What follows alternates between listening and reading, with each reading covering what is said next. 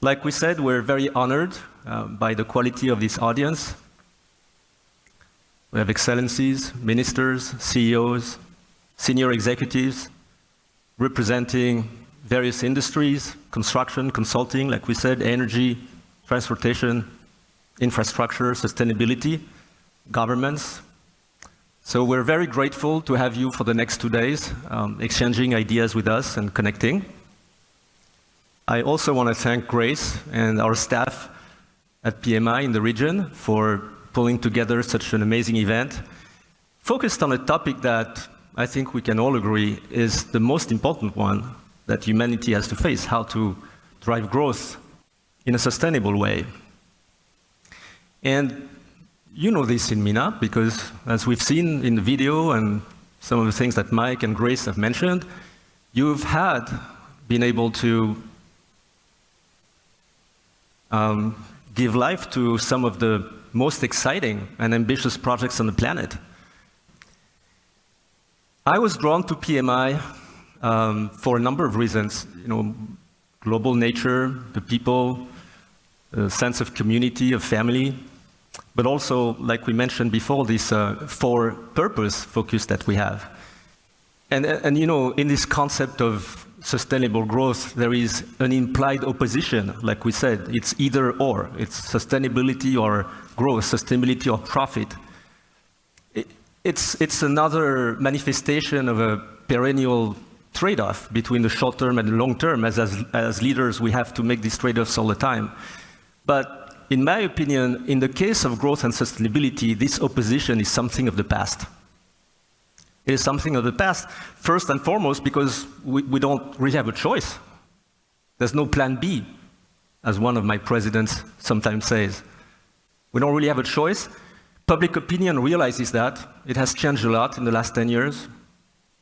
A lot. And yes, in part, it's because there is an emergence of a new generation that thinks a little differently. But it goes way beyond that. It's very pervasive. COVID, of course, is an accelerator of it. People, because of this incredible stochastic event that transformed their lives, have been thinking more, even philosophically, a little bit about the future of humanity, where we're going, how we are going to change. And we're researching this at PMI. About 60% of corporate professionals want to play a role themselves in driving transformation and sustainable growth. And 70% of them have no clue even where to start with. But most importantly, this quest for a combination of growth and sustainability is driving creativity all across the board.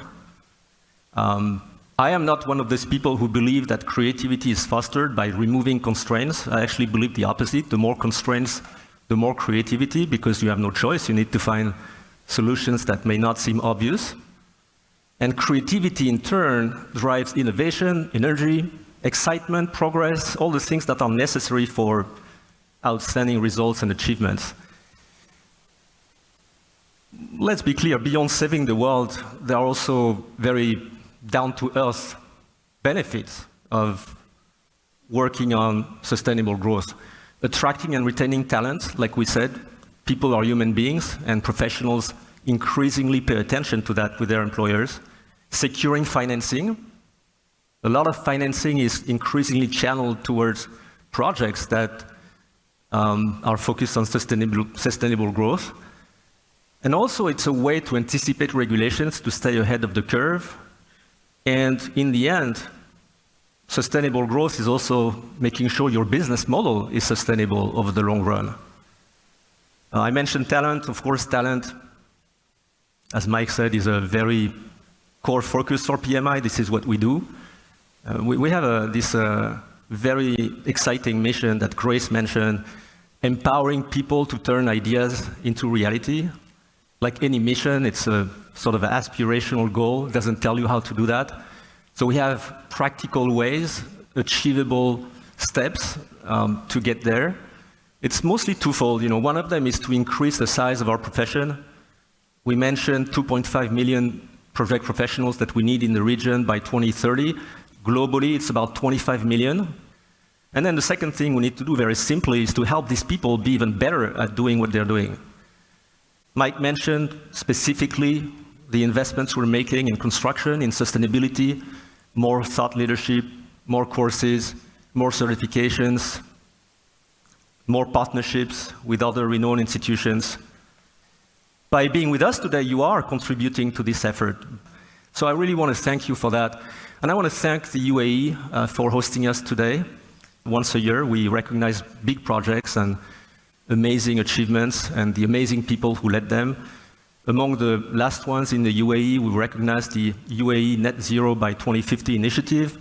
We also recognize the headquarters of the Dubai Energy and Water Authority, which really raised the bar in the net zero, or the net zero bar on government buildings.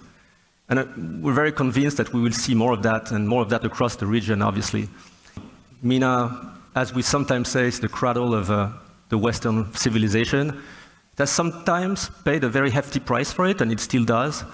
But with all the talent, with all the energy, with all the youth, the creativity, and also with the ambition of its leaders, I am extremely optimistic with the future and how you will lead the world in terms of sustainable growth.